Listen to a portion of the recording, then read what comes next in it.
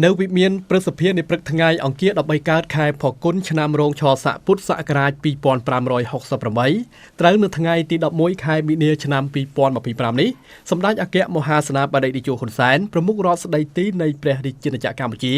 បានអនុញ្ញាតឲ្យលោកជំទាវ ធាវ លេឈឹងឯកអគ្គរដ្ឋទូតនៃសាធារណរដ្ឋសិង្ហបុរីប្រចាំព្រះរាជាណាចក្រកម្ពុជាចូលជួបសម្ដែងការគូសំ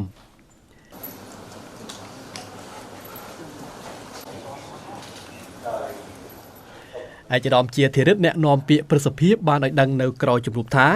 នៅក្នុងជំនួបពិភាក្សានោះផងដែរសម្ដេចតេជោហ៊ុនសែនបានសម្ដែងនៅក្តីរីករាយនិងស្វាគមន៍ចំពោះលោកជំទាវឯកអគ្គរដ្ឋទូតសិង្ហបុរីសាជាថ្មីម្ដងទៀតដែលជំនួបលើកទី1គឺកាលពីឆ្នាំ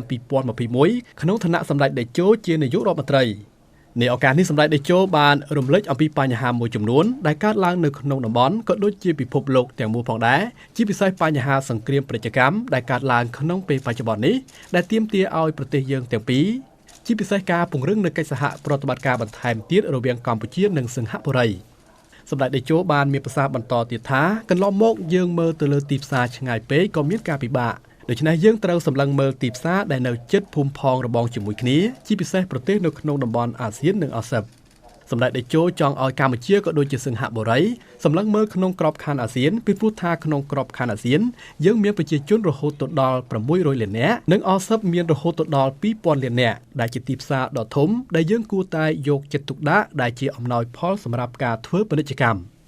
សម្ដេចតេជោបានមានប្រសាសន៍អំពីខ្លឹមសារដែលសម្ដេចរំពឹងថាតាមរយៈជំនួបទ្វេភាគីរវាងកម្ពុជានិងសិង្ហបុរីដែលរហូតមកដល់ពេលនេះយើងមានការរីកចម្រើនជាបន្តបន្ទាប់ទាំងការផ្លាស់ប្ដូរទស្សនកិច្ចរវាងថ្នាក់ដឹកនាំនៃប្រទេសទាំងពីរ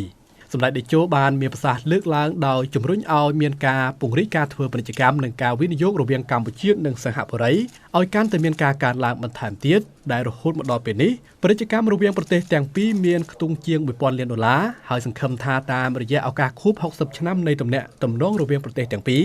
នឹងជំរុញការធ្វើពាណិជ្ជកម្មបន្ថែមទៀតនាពេលខាងមុខសម្ដេចតេជោបានមានប្រសាសន៍អំពីជើងហោះហើរត្រង់រវាងកម្ពុជានិងសិង្ហបុរីដែលមានកំណើនគួរឲ្យកត់សម្គាល់ហើយសម្ដេចតេជោចង់ឃើញការហោះហើរត្រង់បន្ថែមទៀតដើម្បីផ្សារភ្ជាប់ទំនាក់ទំនងឲ្យកាន់តែជិតស្និទ្ធរវាងប្រទេសទាំងពីរផងដែរ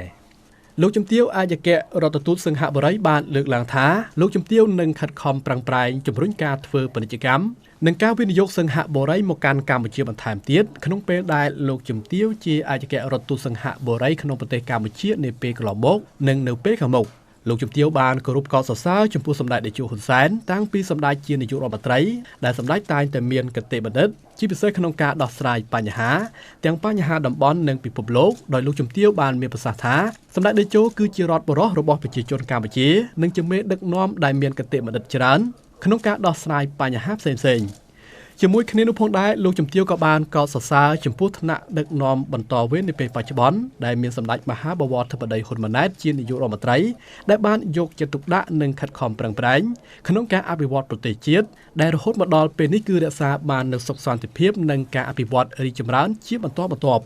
លោកជំទាវសង្ឃឹមថាក្នុងអាណត្តិលោកជំទាវនៅពេលនេះលោកជំទាវចង់ឃើញនៅសមិទ្ធផលថ្មីៗបន្ថែមទៀតរបស់កម្ពុជា